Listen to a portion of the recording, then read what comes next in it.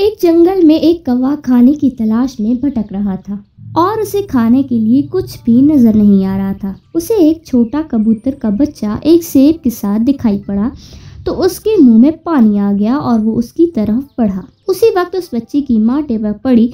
कबूतर की माँ ने कौवे के सर पर डंडा दे मारा और अपने बच्चे को लेकर वहां से चली गई। कौवे का चेहरा देखने लायक था। कौवा आगे बढ़ गया लेकिन वहां पर उसके सामने एक जंगली गिद्ध आ गया और वो वहां पर अपनी जान बचाने के लिए भागने लगा और गिद्ध पीछा करने लगा।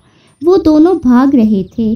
गिद्ध कौवे को पकड़ नहीं पा रहा था। भागते हुए कौवे के सामने एक झाड़ी आई और झाड़ी के पीछे कुआं था।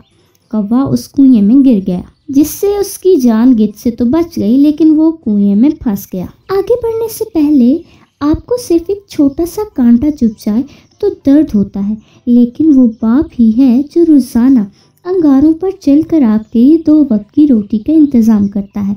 तो उस प्यारे से पापा के लिए एक लाइक और एक सब्सक्राइब ज़रूर कर देना। साथ ही अपने प्यारे से पापा के लिए ये वाला इमोजी ज़रूर सेंड कर देना। हे ऊपर वाले, आपने गिद्ध से तो मेरी जान बचा ली, लेकिन इस कुएं में क्या करूं, कैसे निकलूं? लगता है कोई आ रहा है। कौन है भाई?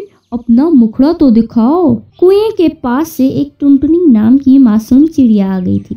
कौवे की बात सुनकर चौंक गई। उसे समझ में नहीं आया कि आवाज़ कहाँ से आ रही है। अरे, ये आवाज़ कहाँ से आ रही है? कहीं ये आसमान से आने वाली आकाशवाणी तो नहीं? अरे आकाश से नहीं, मैं कुएं के अंदर से बोल रहा हूँ। जरा आगे आकर अंदर झांको। टुनटुनी चिड़िया ने जब कुएं में देखा तो कौवा उसे कुएं के अंदर से पानी में पड़ा हुआ दिखाई पड़ा। अरे कौवे राजा, यहाँ क्या कर रहे हो? चालाक कौवे ने अपने दिमाग का घोड़ा दौड़ाया और बोला, अरे यार, दोहरा फायदा उठा रहा हूँ, गोते लगा रहा हूँ, मीठा पानी पी रहा हूँ और पानी में ही तैरने का मौका भी मिल गया। सारी गर्मी छू मंतर हो गई। बड़ा फायदा मिल रहा है। आओ बातें लगाओ, ठंडा पानी पियो। मैं तो यहाँ अकेला फायदा उठा रहा हूँ, लेकिन एक से भले 2 होते हैं। कौवे की चालाकी से भरी बातें असर कर गईं और टुनटुनी चिड़िया के मन में कुएं में जाने की इच्छा जाग गई।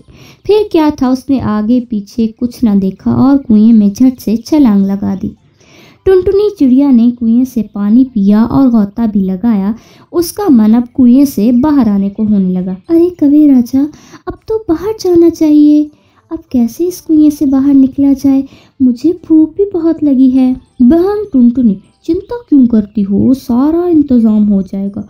और रहा सवाल तुम्हारी भूख का, तो उसका इंतजाम भी मैं कर देता हूँ। वो कैसे? टुनटुनी बहन, तुम पहियों से कुएं की दीवार पर खड़ी हो जाओ। मैं तुम्हारे ऊपर खड़ा होकर अपने पर सुखा लूँगा और कुएं से बाहर निकल जाऊँगा और तुम्हारे लिए ताज़े ताज़े फल लेकर आऊँगा और तुम्हें घर से एक सीढ़ी लाकर कुएं से बाहर निकालूंगा। बाहर निकलकर हम अपनी दोस्ती को और बढ़ाएंगे, मौज मस्ती और भूख मिटाएंगे। ये तो बड़ा अच्छा विचार है। जल्दी आना, मैं तुम्हारा इंतजार करूंगी। हाँ हाँ, आगे आगे देखना होता है क्या। कौवा उसकी पीठ पर चढ़ते हुए कूदकर कुएं से बाहर निकल गया। जल्दी आना कौवे भैया। है ना, कैसा आना? अब तो भाई ना। अरे क्या कह रहे हो? मुझे धोखा दे रहे हो?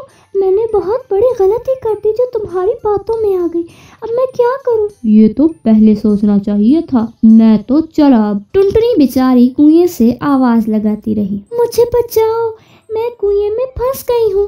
कोई है?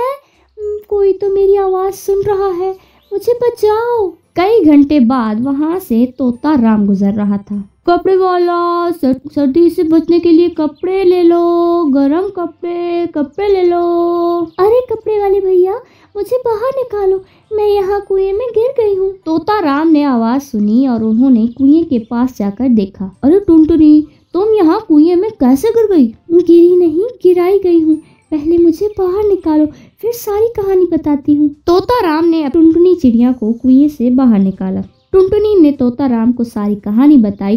फिर दोनों सीधा जंगल की पुलिस के पास गए और दुष्ट कौवे की शिकायत लगाई। इस तरह कालू कौवे को अपने किए की सजा मिल गई और टुनटुनी चिड़िया खुशी खुशी अपने घर चली गई। तो दोस्तों, हमें इस कहानी से ये सबक मिलता है कि कैसे कौवा चालाकी दिखाकर खतरे से बाहर निकल गया, लेकिन बिना विचार किए टुनटुनी चिड़िया ने जो फैसला लिया उसका नतीजा बुरा ही निकला।